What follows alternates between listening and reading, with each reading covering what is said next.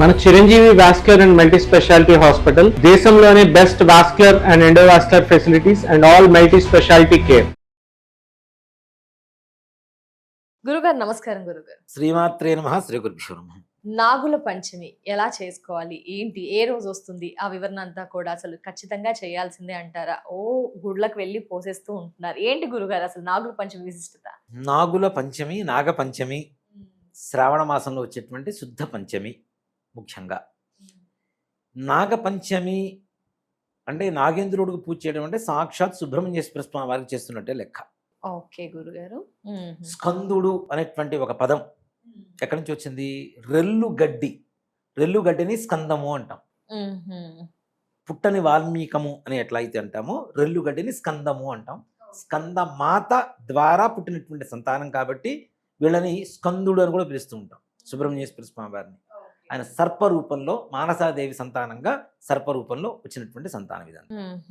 అయితే నాగుల చవితి, నాగుల పంచమి అసలు ఇవన్నీ ఎందుకు చేయాలి ముఖ్యంగా అంటే, ఇప్పుడున్నటువంటి రోజుల్లో అతి ఎక్కువగా సర్పదోషము అనేటువంటి దాంతో బాధపడుతున్నారు చాలా. గురుగారు వింటూ ఉన్నాం ఎక్కువ సర్పదోషము, కాలసర్పదోషము, అతిగండ కాలసర్పదోషం అని ఇట్లా అనేక రకాలైనటువంటి దాదాపు 32 రకాల సర్పదోషాలు ఉన్నాయి జాతకాల్లో.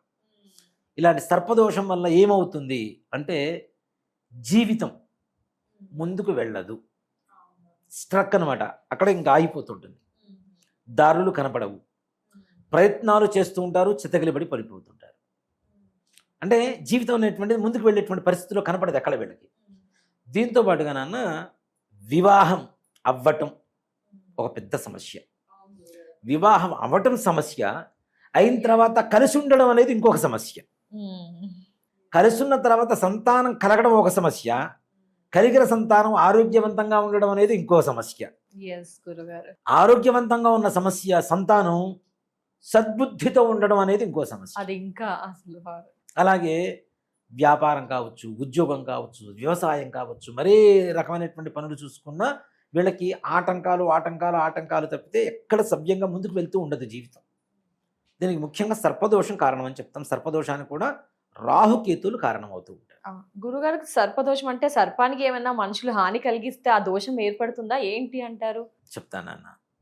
సర్పదోషం అనేటువంటిది రాహుకేతుల ద్వారా వచ్చేటువంటి దోషం. ఇది ముఖ్యంగా మన జాతకంలో రాశి, మన రాశిలో కానీ మన లగ్నంలో కానీ రాహు ఉన్నా కేతు ఉన్నా, లేదా మన జాతకంలో కుజస్థానంలో రాహు ఉన్నా కేతు ఉన్నా, రాహు కేతువుల మీద కుజ దృష్టి కలిగిన, కుజుడి మీద రాహుకేతువుల దృష్టి కలిగిన, రాహుకేతువులు కలిసి ఉన్నా, లేదా లగ్నం కావచ్చు, రాశి కావచ్చు, ఒకటంటే మన 1వ స్థానం లగ్నం, 2వ స్థానం, అలాగే 3వ స్థానం, 6వ స్థానం, 8వ స్థానం, 7వ స్థానం, 12వ స్థానం, ఈ స్థానాల్లో రాహుకేతులు ఏ ఒక్కరు ఉన్నా తప్పనిసరిగా మనకి సర్పదోషం వస్తుంది. అసలు ఈ సర్పదోషం ఎక్కడి నుంచి వస్తుంది అంటే, మన పూర్వీకులు కొన్ని తప్పిదాల వల్ల ఈ దోషాలు వస్తాయి. ఎలాంటి తప్పిదాలంటే? సర్పాలని చంపటం, హింసించటం, వాటి ద్వారా అతి ఎక్కువగా సర్పదోషాలు వస్తాయి. దాంతోపాటుగా మన పూర్వీకులు కొంతమంది మరణానికి కారణం కావడం కూడా సర్పదోషానికి కారణం. ఆడవాళ్ళు ఎక్కువగా సూసైడ్ చేసుకొని చనిపోవడానికి కారణం కావచ్చు ఆ కుటుంబ సభ్యులు. ఇప్పుడు కొంతమంది ఇంట్లో కోడను బాధ పెట్టినా కూడా సూసైడ్ చేసుకొని చనిపోయిన వాళ్ళు ఉన్నారు. అలానే మర్డర్ చేసిన అత్తమామలు భర్తలు ఉన్నారు. గ్యాసులు తిప్పి, కిరోసిన్లు పోసి, ఉరేసి, కొట్టి చంపి, గుణపాలతో పొడిచి, ఇట్లా కొంతమంది బావిల్లో దూకి చనిపోయి, ట్రైన్ల కింద పడిపోయి చనిపోయినటువంటి వాళ్ళు కొంతమంది. అలాగే యాక్సిడెంట్స్, ఎవరికైతే 60 సంవత్సరాల లోపల చనిపోయి ఉన్నారో కొంతమంది వ్యక్తులు యాక్సిడెంటల్గా చనిపోయి ఉన్నారో వాళ్ళ ఆత్మఘోష సర్పదోషంగా మన జాతకంలోకి వస్తుంది. తదుపరి అది వంశపరంపరగా మనల్ని ఫాలో అవుతూనే ఉంటుంది. ఒకసారి స్టార్ట్ అయిందంటే పరిహారాలు పాటిస్తే అక్కడికి ఆగిపోతుంది. సో కాబట్టి ఇలాంటి నాగపంచమి అనేటువంటి రోజున ఇలాంటి దోషాలు పోవడానికి, ఇలాంటి సమస్యలు తీరడానికి నాగుల దేవతకి పూజ చేయడం అనేటువంటిది సంప్రదాయంగా వస్తుంది. ఫలితం అద్భుతంగా. ముఖ్యంగా మనలో కూడా ఒక సర్పం ఉంటుంది, ప్రతి మనిషిలో ఒక సర్పం ఉంటుంది. మీకు చూసుకుంటే బ్యాక్ బోన్ ఇక్కడ నుంచి స్టార్ట్ చేసుకుని ఇక్కడ దాకా చూసుకుంటే మొత్తం ఇక్కడికి వచ్చేసరికి సర్పం పడగ విప్పుకుంటే ఉంటే ఎలా ఉంటుందో అలాంటి సర్పమే ప్రతి మనిషిలో ఉంటుంది. అందుకని మీకు యోగా చేసేవాళ్ళు చూడండి, సర్పదేవతను ఎక్కువగా ఆరాధిస్తూ ఉంటారు. యోగా చేసేవాళ్ళు. ఈ షట్చక్రాలు ఓపెన్ అవ్వడానికి యోగిని విద్య అంటుంటారా, కుండలిని విద్య అంటారా? మరి కుండలిని విద్య అంటే ఏంటి? అవునా గురుగారు సార్? సర్పజాతికి సంబంధించినటువంటి యోగ విద్య మనలో అందరిలో కూడా ఉంటుంది. ప్రతి మనిషిలో సర్పం అనేటువంటిది ఒకటి ఉంటుంది. సో అది జాగృతం కావాలి. జాగృతం కావాలి అంటే కూడా నాగదేవతకు పూజ చేయడం అనేటువంటిది విశేషం.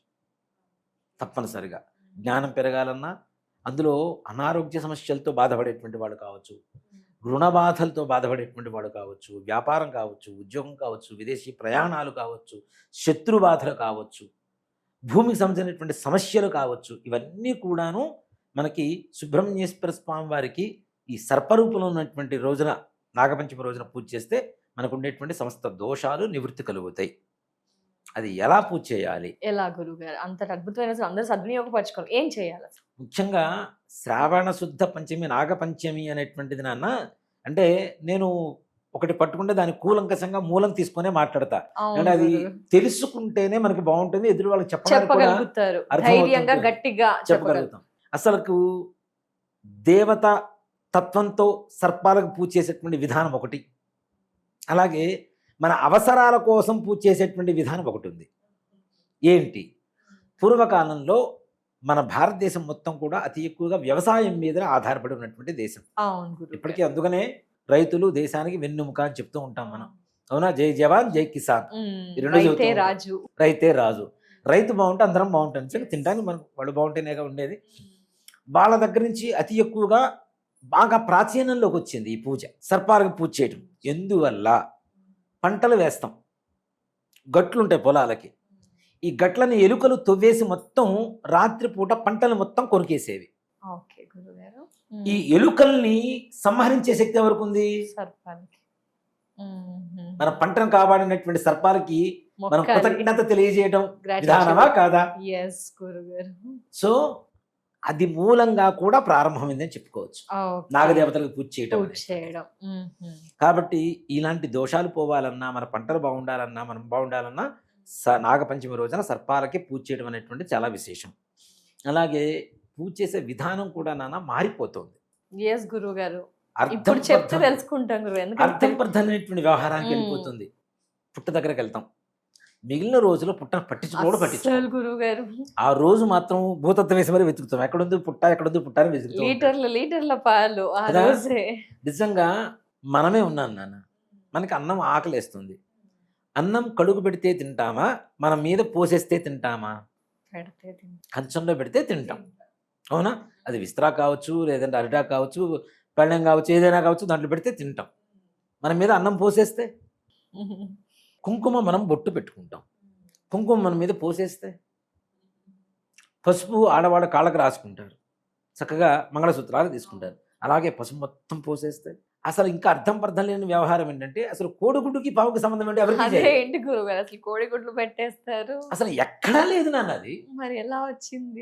అసలు ఎక్కడి నుంచి వచ్చిందో తెలియదు. కోడిగుడ్లు సంథింగ్ అలా ఏమైనా ఈ సినిమాలో చూపిస్తున్నారు చూడండి అన్న. మనకి మన ప్రభావం సినిమాల మీద ఎంత ఉందో తెలియదు, కానీ సినిమా ప్రభావం మాత్రం జనాల మీద చాలా ఉంటుంది గురుగారు, చాలా. సో ఈ గుడ్లు మొత్తం పగలగొట్టి దాంట్లో పోసేస్తుంటారు, గుడ్లు పెట్టేస్తుంటారు. నిజంగా నాన్న, లోపల సర్పం దేవత అని చెప్పి మనం నమ్మి పూజ చేస్తున్నప్పుడు గుడ్డు పగలగొట్టి కాసేపు మీరు ఎండలో వదిలేస్తే ఏమవుతుంది చెప్పండి ఒకసారి? చాలా మంది తలకు పూసుకుంటుంటారుగా, హెయిర్ కి పెట్టుకుంటుంటారుగా, ఏమవుతుంది? అట్టలు కట్టేస్తుంటుంది, మొత్తం వాసన కూడా భరించలేదు. అవునా? స్టిక్ అయిపోతుంటుంది మొత్తం. అట్లానే మనకి వాసన కూడా దుర్వాసన వచ్చేస్తుంది. ఇంతమంది గుడ్లు పగలగొట్టి లోపల పోస్తూ గుడ్లు వేస్తూ ఉంటే లోపల మొత్తం ఆ సొన మొత్తం ఏమవుతుంది? కొంచెంసేపటికి ఎండకి మొత్తం ఆరిపోయి గట్టిగా అతుక్కుపోతుంది. లోపల ఉన్నటువంటి సర్పం దానికి అతుక్కుపోతుందా లేదా? నువ్వు చేసిన పూజ వల్ల లాభమా, నష్టం కలిగించే విధానమే కనిపిస్తుంది. ఇబ్బంది కలుగు చేస్తున్నాం కదా. దేవుడికి ఇబ్బంది కలుగు చేస్తే మనకి మంచినివ్వాలంటే ఎట్లా ఇస్తాడు ఆయన? ఆయన ఆగ్రహానికి గురవుతాం కానీ అనుగ్రహానికి పాత్రులం కాలేకపోతున్నాం మనం. కాబట్టి దయచేసి కోడిగుడ్లు ఎవరైనా సరే అవాయిడ్ చేసేసేయండి, దాంట్లో అనుమానమే లేదు. కోడిగుడ్డుకి పాముకి సంబంధం లేదు, గుడ్డు పెట్టాల్సిన అవసరం లేదు, గుడ్డు పెట్టడమే పాపం. ఈ పాలు అతిగా పోయడం గురుగారు? పాలు ఇప్పుడు మన ఇంట్లో మనం ఉంటున్నానా, గట్టిగా ఎప్పుడో 10 సంవత్సరాలకు ఒకసారి వచ్చే తుఫానే మనం తట్టుకోలేకపోతున్నాం. నీళ్ళు ఇంట్లోకి వస్తే అది ఆమాసంగా ఏర్పరచుకున్నటువంటి పుట్టలో పాలు మొత్తం పోసేస్తే అది కంపు కొట్టవా? అది ఉండగలుగుతుందా? సర్పం ఉండగలుగుతుందా? నిజంగా మీరు పోసే దెబ్బకి పాము బయటకు వస్తే మీరు అక్కడ ఉంటారు ఎవరైనా? అందరు పరుగో పరుగు. పాలు పొయ్యవద్దు. చిన్న మట్టి పిరమిడ్ తీసుకొని అక్కడ పుట్ట దగ్గర పెట్టండి. నిజంగా మీరు అందరూ వెళ్ళిపోయిన తర్వాత లోపల సర్పం నాగరాజు కనుక ఉంటే చక్కగా వచ్చేసి తాగేసి వెళ్ళిపోతాడు. అంతేగాని పాలు పోయటం, పాలు దాంతోపాటు కొంతమంది పంచామృతాలు పోసేవాళ్ళు కొంతమంది ఉంటారు. దాంతోపాటు పసుపు కుంకాలు కూడా నాన్న చల్లేస్తారు పుట్ట మీద. అతి భక్తి. అంత చల్లితేనే వస్తుందా? వాటికి ఇంకా ఇబ్బందే కదా. వాటి వల్ల నిజంగా పసుపు కుంకాలు చల్లడం కాదు, కొద్దిగా పుట్టకి బొట్టు పెట్టండి మొదట్లో. అది కూడా పైన కాదు, మొదట్లో బొట్టు పెట్టండి. చక్కగా పాలు స్వామివారికి చిన్న ప్రమిదలో పోసి పెట్టండి. దాంతోపాటు స్వామివారికి నిజంగా చాలా ప్రీతికరమైనటువంటిది ఏంటంటే, ఇందాక మనం చెప్పుకున్నాం కదా, స్కందమాత రెల్లు గడ్డిలో ప్రసవించింది ఈ సర్పానని. ఆ చుట్టూ ఉన్నటువంటి తోటలు ఏంటంటే సజ్జలు. కాబట్టి వాటికి నాగేంద్రుడికి సజ్జలు నివేదన పెట్టడం చాలా విశేషం. ముందుగా నానబెట్టేసి పొద్దున్నే ఆ సమయం మనం పాలు తీసుకొని పోయే సమయానికి, పాలు పోసే సమయం కాదు అది, పాలు తీసుకెళ్ళి పెట్టే సమయం కాబట్టి దాంతోపాటు కొద్దిగా సజ్జలు, కొద్దిగా చలివిడి, కొద్దిగా వడపప్పు, పానకం, ఒక అరటిపండు చిన్న ముక్క, చిన్న ప్రమిదిలో అక్కడ పెట్టేసినండి నివేదన. అంతే. పెట్టేసి వచ్చి దాంట్లోది కూడా కొద్దిగా మరలా మన దాంట్లో వేసుకొని అది ప్రసాదం అవుతుంది చక్కగా. అప్పుడు ప్రసాదం భుజించడం చేయాలి. దీంతోపాటు ప్రొద్దునే చేయటం అనేటువంటిది మంచిది. సూర్యోదయం దగ్గర నుంచి మరీ ఎండెక్కే కొద్దీ కూడా, అంటే దీన్ని కూడా శాస్త్రంగా ఎందుకు చెప్తున్నారు సైంటిఫిక్గా అంటే, ఎండ ఎక్కువ అయ్యే కొద్దీ పుట్టల్లో పాములు ఉండవు, వేరే పరిసర ప్రాంతాలకు వెళ్ళిపోతూ ఉంటాయి. కాబట్టి అవి ఉన్నప్పుడు వాటి ఆహారం వాటికి పూజ చేయడం మంచిది కదా అని చెప్పడం. ఎప్పుడో బారెడు పొద్దు కింద రోజు 12ంటికి సూర్యుడు నండెత్తుకు వచ్చిన తర్వాత పూజ చేస్తే అప్పుడు చేసే వాటిని పితృదేవత పూజలు అంటారు. దేవతా పూజలు అన్నారు. పితృదేవతలుగా పూజ చేస్తాం. తద్దినాలు పెట్టడం అవన్నీ కూడా అపరాహ్న సమయం, మిట్ట మధ్యాహ్నంలో పెడుతుంటాం. కాబట్టి ఆ సమయంలో చేయవద్దు, పొద్దున్నే చేయండి. ఉపవాసం చేయటం, ఆ రోజంతా కూడా ఉపవాసం చేసేవాళ్ళు కొంతమంది ఉంటారు నాన్న. పొద్దునుంచి సాయంత్రం వరకు చేస్తే సాయంత్రం భోజనం చేసేవాళ్ళు కొంతమంది ఉంటారు. ఆ రోజు మొత్తం కూడా ఉపవాసం చేసేవాళ్ళు కొంతమంది ఉంటారు. ఎవరైతే రోజు మొత్తం ఉపవాసం చేస్తారో మరుసటి రోజున మరలా స్వామివారికి ఇష్టమైనటువంటి తిథి వస్తుంది. ఆయన జన్మ తిథి షష్ఠి. పంచమి తర్వాత వచ్చేది షష్ఠే కదా. షష్ఠి రోజున మీకు ఇష్టం వచ్చినటువంటి వాళ్ళని ఎవరినైనా సరే బ్రహ్మచారి పిల్లవాడిని పిలవండి. బ్రహ్మచారి ప్రియుడు సుబ్రహ్మణ్యేశ్వర స్వామి గారు. అందుకని చిన్న పిల్లవాడిని చూసినా బాలసుబ్రహ్మణ్య స్వామి లాగా ఉన్నవరా అని చెబుతుంటాం. లేదా లావుగా ఉంటే బాల కనిపిస్తున్నట్టుంటాం ఉన్నాం అని చెప్తుంటాం. కాబట్టి సుబ్రహ్మణ్యేశ్వర స్వామి వారికి బ్రహ్మచారి ప్రియుడు కాబట్టి బ్రహ్మచారిని మీ ఇంటికి పిలిచి భోజనం పెట్టండి. చక్కగా పిల్లవాడికి విభూతి పెట్టుకోవడానికి, ఆయనకి భస్మం అంటే చాలా ఇష్టం సుబ్రహ్మణ్యేశ్వర స్వామి వారికి. మనం ఎక్కడికి పోయినా సరే తమిళనాడులో సుబ్రహ్మణ్యేశ్వర స్వామి వారి క్షేత్రాలంటే భస్మమే ప్రసాదంగా ఇస్తుంటారు మనకి. కాబట్టి భస్మం, ఒక చిన్న విభూతి పండు, విభూతి ప్యాకెట్ ఒకటి పిల్లవాడికి ఇవ్వటం. దాంతోపాటు నాగుల వస్త్రం అని ఒకటి పిలుస్తూ ఉంటారు నాన్న. నాగుల తుండుగుడ్డ అని చెప్పి పిలుస్తుంటారు, నాగుల వస్త్రం అంటారు. ఎలా ఉంటుందంటే మనకి ఎరుపు రంగు ఉండేటువంటి టవల్ ఉంటుంది. జనసేన వాళ్ళు వాడుతుంటారు కదా ఎక్కువగా టవల్స్, ఆ టవల్స్ ఉంటాయి. అదే నాగుల వస్త్రం అంటాం. నిజంగా చెప్పాలి అంటే తమిళనాడులో ఈ రకమైనటువంటి వస్త్రాలు ఎక్కువగా వాడుతూ ఉంటారు. ఆడపిల్లలు పెళ్లి చేసుకున్నప్పుడు కూడా నాన్న నాగుల చీరే కట్టుకుంటారు వాళ్ళు.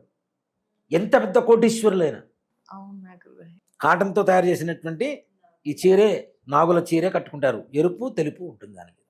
ఎంత పెద్ద కోటీశ్వరులైనా వాళ్ళు కట్టుకునే అంటే చూడండి, మీకు సంతాన సాఫల్య కేంద్రాలు తమిళనాడులో తక్కువగా ఉంటాయి. మన తెలంగాణ, ఆంధ్రప్రదేశ్లో ఎక్కువ ఉంటాయి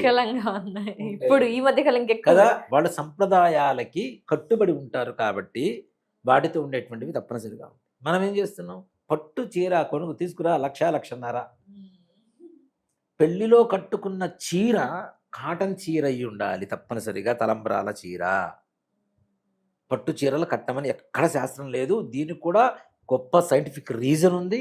దాంతోపాటు మనకి లౌకికంగా ఉండేటువంటి చెప్పకుండా ఒక రహస్యాన్ని కూడా చెప్పారు. కాటన్ చీర కట్టుకోవడం ద్వారా తలంబ్రాలు పోసినప్పుడు ఒంటి నిండా పసుపు అవుతుంది. అనేక రకాలైనటువంటి వాళ్ళు పెళ్లికి వచ్చి అక్షతలు వేసేటప్పుడు వాళ్ళకు ఉండేటువంటి జలుబు కావచ్చు, దగ్గు కావచ్చు, జ్వరం కావచ్చు, ఇవన్నీ కూడా ఈ పెళ్లి కూతురికి పెళ్లి కొడుకుకి అంటుకునేటువంటి అవకాశం ఉంటుంది. కాబట్టి పసుపు ఒంటి మీద యాంటీబయోటిక్ ఒంటి మీద ఉన్నప్పుడు వాళ్ళకి ఏ రకమైనటువంటివి అంటుకోవు. ఇది సైంటిఫిక్ రీజన్.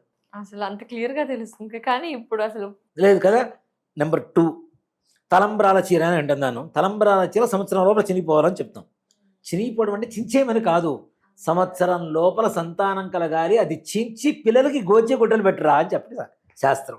అది అసలు ఎంత గొప్ప రహస్యాన్ని చెప్పారో చూడండి. ఆ చీర ఒక చీరలో. చీర, పెళ్లి చీర, తలంబ్రాల చీర. సో అలానే కాటన్. నాగుల వస్త్రం అని ఉంటుంది. పిల్లవాడికి బ్రహ్మచారికి దానం ఇచ్చి పిల్లవాడికి దక్షిణ ఇచ్చేసి నమస్కారం చేసుకోండి. నిజంగా సుబ్రహ్మణ్యేశ్వర స్వామివారి దయ వల్ల వివాహం, సంతానం, ఆరోగ్యం, ఆయుష్, ఆర్థికం, మనకు ఉండేటువంటి సమస్త బాధలు తొలగిపోయి ఆయన అనుగ్రహంతో పరిపూర్ణమైనటువంటి జ్ఞానంతో సుఖ సంతోషాలతో మన కుటుంబం అంతా కూడా చక్కగా వర్ధిల్లుతూ ఉంటుంది. తప్పకుండా. చాలా చాలా ధన్యవాదాలు గురువు గారు. నాగుల పంచమి అంటే ఏంటో అనుకున్నాం, జెంజీస్కి అసలు తెలియకపోవచ్చు, ఇంకా కొంతమందికి ఈ అవగాహన అయితే లేదు, అందరికీ కూడా పూర్తి అవగాహన, అద్భుతమైన వివరణ అందించినందుకు ధన్యవాదాలు. శ్రీమాత్రే నమః. శ్రీ గురుభ్యో నమః.